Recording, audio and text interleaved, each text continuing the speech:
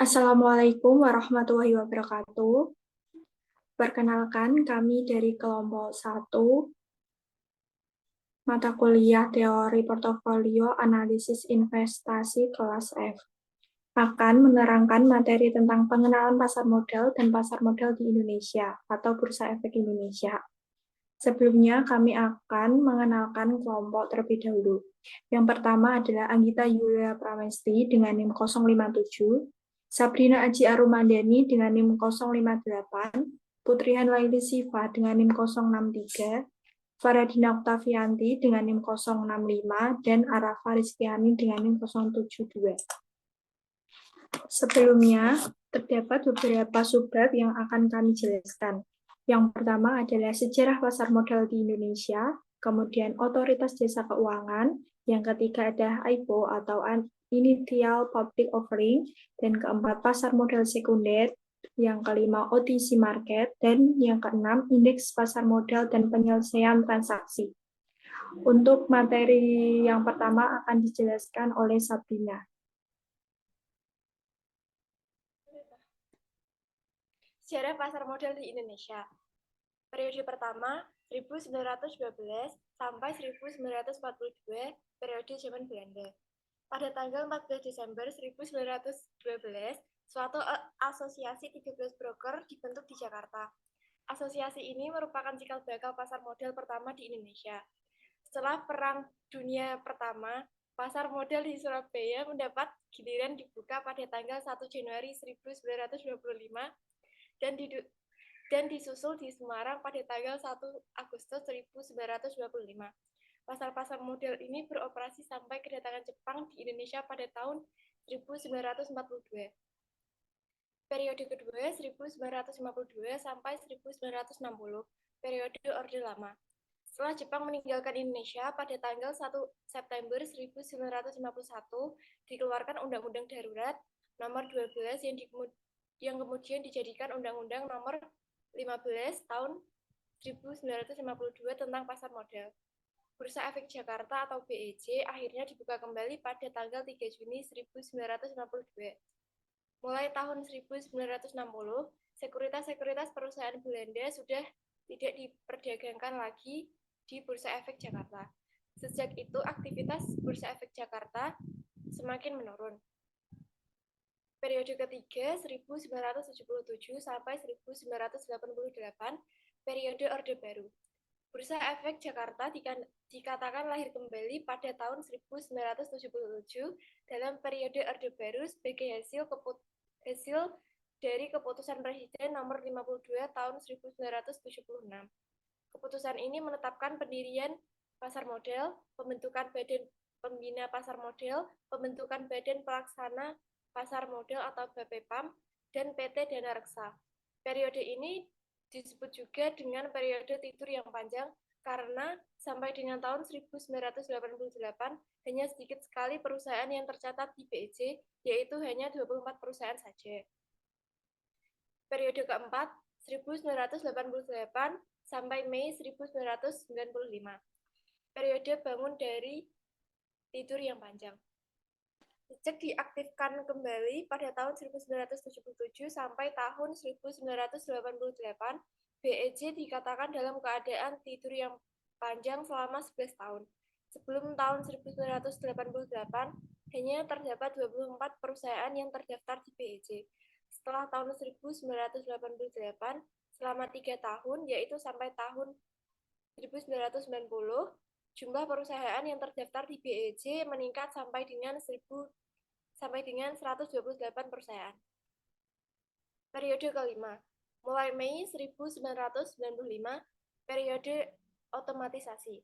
Sistem otomatisasi yang diterapkan di Bursa Efek Jakarta diberi nama Jakarta Automated Trading System atau JATS dan mulai dioperasikan pada tanggal 22 Mei 1995. Sistem manual hanya mampu menangani sebanyak 3.800 transaksi tiap harinya. Periode ke-6. Mulai Agustus 1997 sampai September 1998, krisis moneter. Pada bulan Agustus 1997, krisis moneter melanda negara-negara Asia termasuk Indonesia, Malaysia, Thailand, Korea Selatan, dan Singapura. Tidak banyak perusahaan yang melakukan IPO pada periode krisis ini, yaitu hanya sebanyak 18 perusahaan. Periode ke-7, mulai Juli 2000, tanpa wakat. Perdagangan dengan wakat sudah dianggap tidak efisiensi lagi. Belum lagi banyak wakat yang hilang sewaktu disimpan atau banyak juga wakat yang dipalsukan. Oleh karena alasan-alasan tersebut, maka pada bulan Juli 2000, BEC mulai menerapkan perdagangan-perdagangan tanpa wakat. Periode ke-8, mulai Oktober 1998 sampai Desember 2000. Sampai Desember 2002, penyembuhan.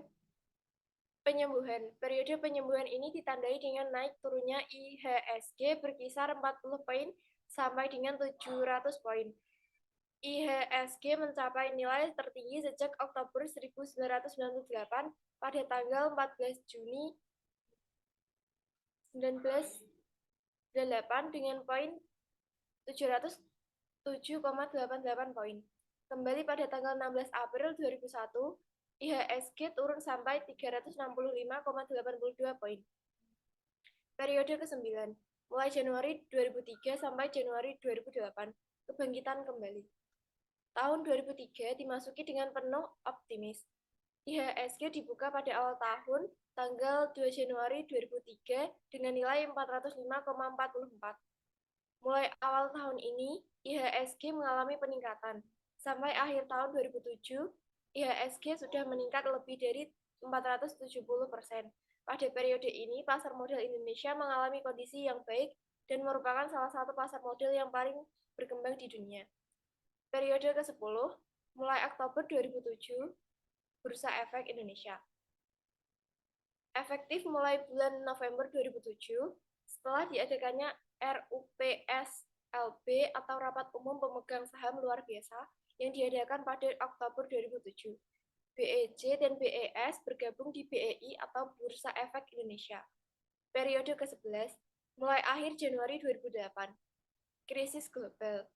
Pada akhir bulan Januari 2008, pasar modal dikejutkan dengan pengungkapan kerugian Citibank sekitar 30% akibat dari kasus subprime mortgage di Amerika Serikat. Kasus dari subprime mortgage ternyata memang berbuntut panjang. Beberapa lembaga keuangan tidak hanya mengumumkan kerugiannya, tetapi juga mengumumkan kebangkrutannya, termasuk perusahaan keuangan terbesar di dunia, Lehman Brothers. Akibatnya, seluruh pasar modal dunia mengalami penurunan indeksnya.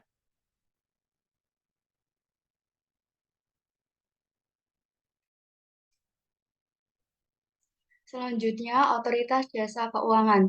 OJK adalah lembaga negara yang dibentuk pada tanggal 16 Juli 2012 berdasarkan Undang-Undang Nomor 21 Tahun 2011.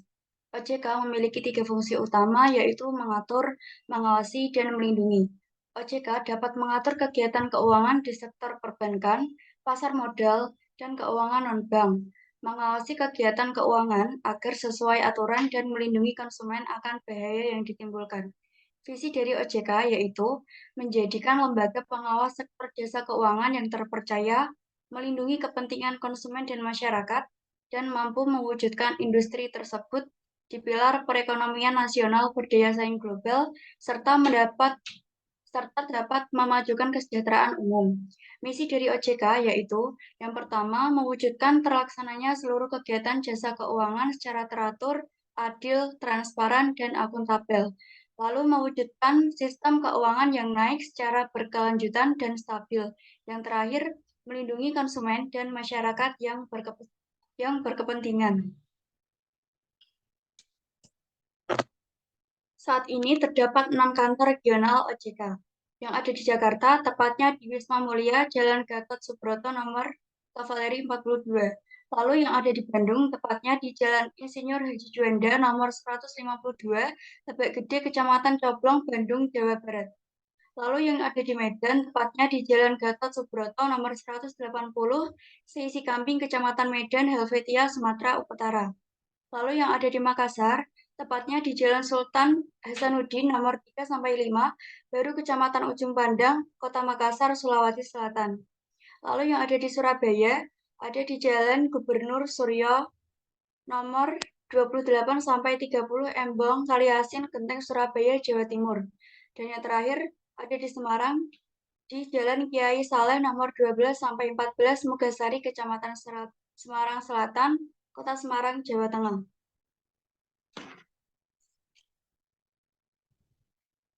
Selanjutnya, fungsi pengaturan, pengawasan, dan perlindungan sektor jasa keuangan.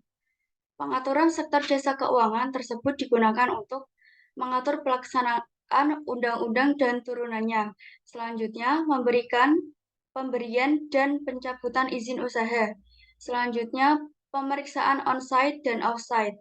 Lalu yang terakhir, pengenalan sanksi, denda, dan sebagainya. Lalu untuk pengawasan sektor jasa keuangan, meliputi yang pertama pengawasan perbankan, contohnya Bank Umum Konvensional, Bank Umum Syariah, Bank Perekonomian Rakyat atau BPR, Bank Perekonomian Rakyat Syariah atau BPRS. Selanjutnya ada pengawasan industri keuangan non-bank, contohnya peransuransian, perusahaan pembiayaan, pergadaian, dana pensiun, lembaga keuangan mikro, vintage lending, dan lembaga jasa keuangan lainnya. Lalu ada pengawasan pasar modal, contohnya perusahaan efek dan manajer investasi, emiten, perusahaan publik, wakil perusahaan efek, lembaga dan profesi penunjang pasar modal syariah. Yang terakhir ada pengawasan Undang-Undang P2SK, contohnya aset digital atau kripto, dan bullion atau Bapepti Kementerian Perdagangan, Koperasi Simpan Pinjam yang open loop, dan carbon trading atau Kementerian Lingkungan Hidup. Selanjutnya, perlindungan konsumen sektor jasa keuangan. Yang pertama ada perlindungan preventif seperti edukasi, sosialisasi, layanan konsumen, market intelligence, dan pengaturan market conduct. Lalu yang kedua ada perlindungan represif seperti memfasilitasi penyelesaian pengaduan, lembaga alternatif penyelesaian sengketa atau LPAS, dan yang terakhir penuntutan serta pembelaan hukum. Selanjutnya, di sini saya akan menjelaskan tentang pasar modal. Pasar modal sendiri memiliki pengertian menurut Undang-Undang Nomor 8 Tahun 1995, yaitu kegiatan yang bersangkutan dengan penawaran umum dan perdagangan efek perusahaan publik yang berkaitan dengan efek yang diterbitkannya, serta lembaga profesi yang berkaitan dengan efek. Namun, untuk gampangnya, analogi dari pasar modal adalah sama dengan pasar pada umumnya. Ada penjual, ada pembeli, hanya beda istilahnya saja. Kalau di pasar modal, penjual itu perusahaan atau emiten, sedangkan pembelinya adalah masyarakat umum atau disebut dengan investor. Kemudian pasar modal dibagi menjadi dua, yaitu pasar primer dan pasar sekunder. Pasar primer yaitu initial public offering. Kemudian pasar sekunder dibagi menjadi tiga lagi, yaitu pasar reguler, pasar tunai, pasar negosiasi. Selanjutnya, yang pertama adalah IPO. IPO atau initial public offering atau penawaran saham perdana, di mana surat berharga pertama kali diperdagangkan secara publik sebelum dicatatkan di bursa efek. Ketika saham atau surat berharga lainnya pertama kali ditawarkan kepada investor oleh penjamin emisi melalui pialang saham yang bertindak sebagai agen penjual saham. Kemudian selanjutnya, keuntungan perusahaan untuk melakukan IPO yang pertama ada akses terhadap pendanaan di pasar modal. Alasan ini merupakan alasan utama mengapa perusahaan melakukan IPO. Perusahaan akan mendapatkan keuntungan modal yang digunakan untuk menambahkan modal usaha mereka, seperti membayar utang, membayar investasi, dan melakukan akuisisi. Kemudian adalah tambahan kepercayaan atas akses pinjaman. Perusahaan yang melakukan IPO akan Otomatis, kalangan perbankan akan dapat lebih mengenal dan percaya kepada perusahaan. Setiap saat, perbankan akan mengetahui kondisi keuangan perusahaan melalui keterbukaan informasi yang berada di bursa efek tersebut. Kemudian yang ketiga adalah menumbuhkan profesionalisme. Perusahaan akan otomatis meningkatkan kinerja untuk memacu perusahaan dan seluruh karyawannya untuk berusaha memberikan hasil yang terbaik. Kemudian adalah meningkatkan image perusahaan. Meningkatkan image perusahaan ini karena dengan perusahaan melakukan IPO, perusahaan akan diliput oleh media, penyedia data, dan analisis di perusahaan, sehingga meningkatkan exposure pengenalan atas produk-produknya. Kemudian menumbuhkan loyalitas karyawan, dan meningkatkan nilai perusahaan, di mana masyarakat akan dapat memperoleh data tentang perkembangan nilai perusahaan setiap saat. Selanjutnya, di sini ada proses penawaran umum saham kepada publik dan pencatatan saham di Bursa Efek Indonesia. Secara garis besar, proses IPO perusahaan yang pertama adalah persiapan awal dalam bentuk dokumen. Pada tahap awal, perusahaan harus membentuk tim internal, menunjuk pihak eksternal yang akan membantu perusahaan mempersiapkan IPO tersebut. Dengan meminta persetujuan RUPS dan mengubah anggaran dasar, serta menyiapkan dokumen yang akan diserahkan ke Bursa Efek. Kemudian, mengajukan permohonan pendaftaran perjanjian pendahuluan pencatatan saham ke Bursa Efek Indonesia. Bursa Efek Indonesia akan mengkaji permohonan yang diajukan perseroan dan mengundang perseroan untuk memaparkan profil perusahaan, rencana bisnis, dan rencana penawaran saham ke publik. Bursa Efek Indonesia akan mengunjungi perusahaan tersebut dan meminta penjelasan mengenai rencana IPO tersebut. Apabila perseroan telah memenuhi ketentuan peraturan, dalam jangka waktu 10 hari, perusahaan setelah kelengkapan dokumen akan memberikan persetujuan awal kepada perseroan tersebut. Selanjutnya adalah langkah menyerahkan pernyataan pendaftaran ke OJK. Setelah mendapatkan persetujuan tersebut, perseroan akan mengajukan permohonan pendaftaran kepada OJK untuk melanjutkan penawaran umum saham. Apabila pernyataan pendaftaran perseroan telah dinyatakan efektif oleh OJK, maka perseroan akan mengumumkan secara singkat informasi surat kabar dalam membuat prospektus tersebut dapat diakses oleh masyarakat atau pembeli calon saham. Kemudian, perusahaan akan menawarkan, mencatatkan, dan memperdagangkan saham kepada masyarakat di Bursa Efek. Perseroan mengajukan permohonan untuk mencatatkan sahamnya di Bursa Efek dengan bukti perseroan penyatatan efektif oleh OJK tersebut.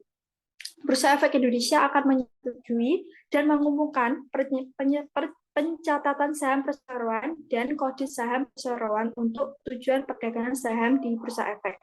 Kode saham ini akan diketahui secara luas oleh investor ketika mereka memperdagangkan saham perusahaan tersebut di Bursa Efek Indonesia. Selanjutnya,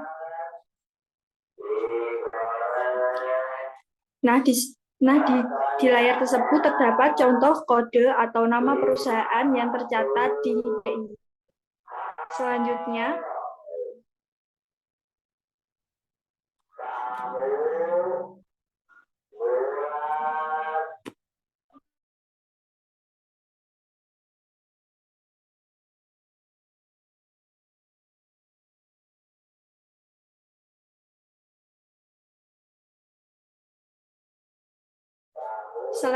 adalah pengertian dari pasar sekunder. Pasar sekunder merupakan kelanjutan dari pasar perdana, yaitu pasar tempat diperjualbelikannya surat-surat berharga yang tercatat di Bursa Efek. Pasar sekunder memberikan kesempatan kepada investor untuk membeli atau menjual surat berharga yang tercatat di bursa setelah penawaran selesai di pasar perdana. Pasar sekunder terbagi menjadi 3 jenis, yaitu pasar reguler, pasar negosiasi, dan pasar tunai. Pasar reguler sendiri adalah di mana saham-saham diperdagangkan secara terorganisir, Bursa Efek. Kemudian pasar negosiasi sendiri adalah harga saham ditentukan berdasarkan kesepakatan antara penjual dan pembeli. Kemudian pasar tunai adalah pasar di mana pembeli dan penjualan saham dilakukan secara langsung melalui uang tunai setoran langsung atau transfer dana. Selanjutnya, Di sini terdapat proses pasar modal sekunder. Yang pertama adalah transaksi pasar sekunder dilakukan di bursa melalui perusahaan efek. Kemudian investor yang hendak membeli saham akan melakukan pemesanan pembelian melalui perusahaan sekuritas dengan menyebutkan nama saham, nominal pembelian, dan harga pembelian.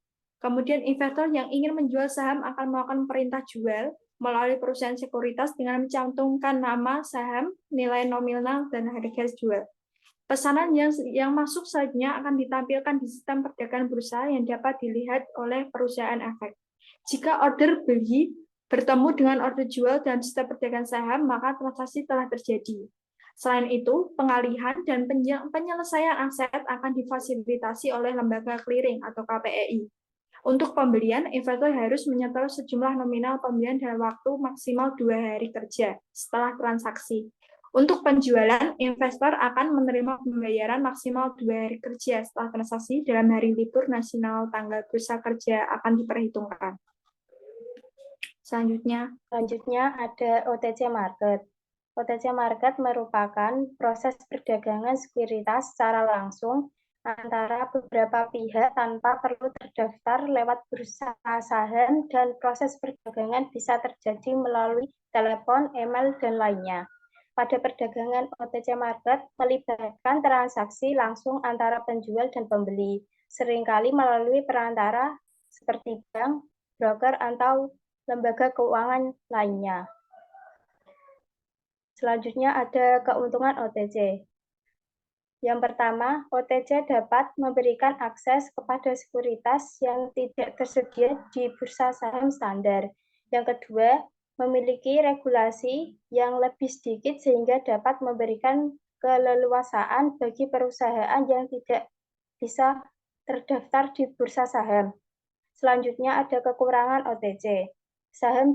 Yang pertama, saham di pasar OTC cenderung sulit liquid karena transaksinya yang kecil. Yang kedua, regulasi yang lebih sedikit berpotensi mengakibatkan terbatasnya informasi publik. Yang ketiga, saham di pasar OTC lebih mudah mengalami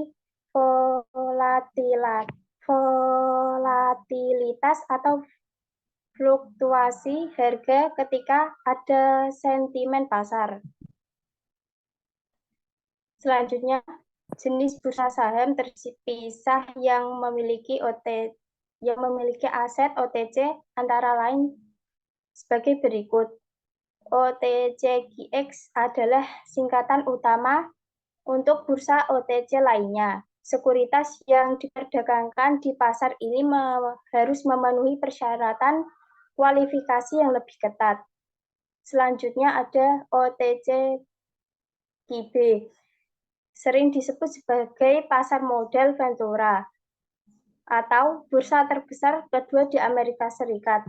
Pertukaran ini sebagai besar terdiri dari perusahaan-perusahaan Amerika Serikat dan internasional yang masih berkembang dan belum memenuhi syarat untuk menggunakan OTCQX.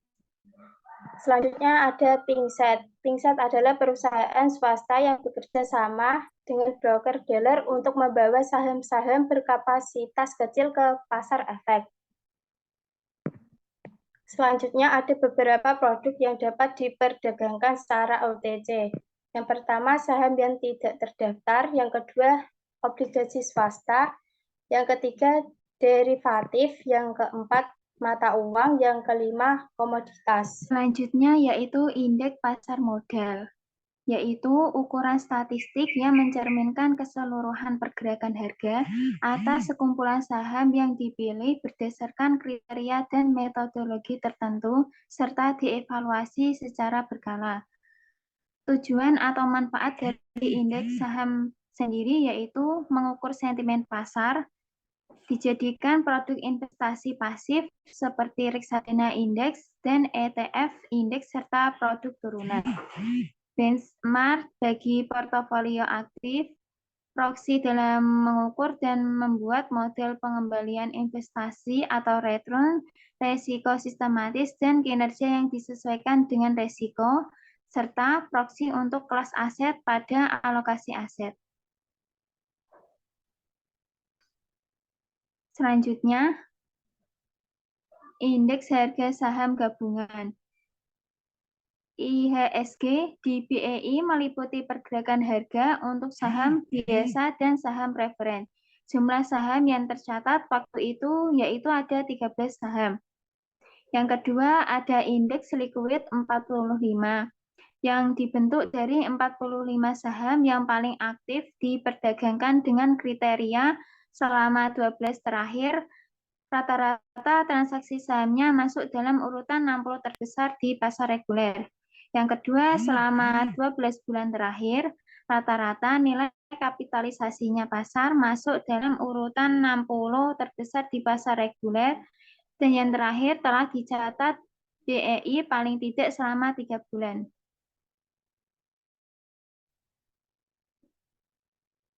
Jakarta Islamic Index yang berisi dengan 30 saham perusahaan yang memenuhi kriteria 30 saham berdasarkan syariah Islam dengan prosedur 1. Saham dipilih sudah tercatat paling tidak 3 bulan terakhir kecuali saham yang termasuk 10 kapitalisasi besar.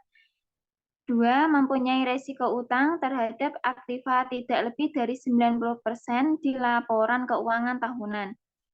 Ketiga, dari yang masuk kriteria nomor 1 dan 2, dipilih 60 saham dengan urutan rata-rata kapitalisasi pasar terbesar selama 1 tahun terakhir. 4, kemudian dipilih 30 saham dengan urutan tingkat likuiditas rata-rata nilai perdagangan reguler selama 1 tahun terakhir. Next. Indeks papan utama atau MBX dan indeks papan pengembangan atau DBX. MBX sendiri dimulai dengan 34 saham dan DBX dimulai dengan 287 saham. Papan utama atau mainboard dimaksudkan untuk menampung emitmen yang berukuran besar dan mempunyai catatan kinerja yang baik. Perusahaan-perusahaan yang tidak masuk ke dalam mainboard index maka akan masuk ke dalam development board index. Perusahaan yang baru masuk ke papan pengembangan dapat berpindah ke papan utama atau sudah masuk ke papan utama dapat digresi turun ke papan pengembangan.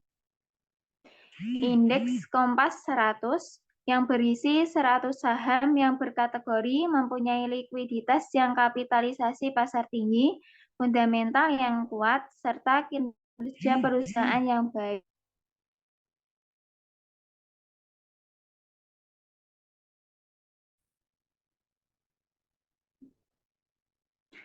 Penyelesaian transaksi.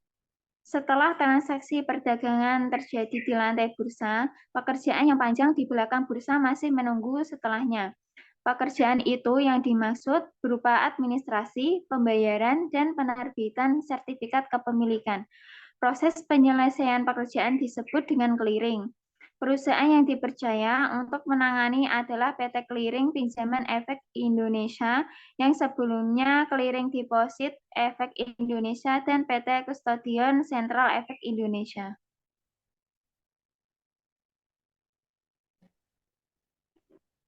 Cukup sekian presentasi dari kelompok kami. Apabila ada kesalahan atau tutur kata yang kurang berkenan, mohon dimaafkan. Kurang lebihnya mohon maaf. Wassalamualaikum warahmatullahi wabarakatuh.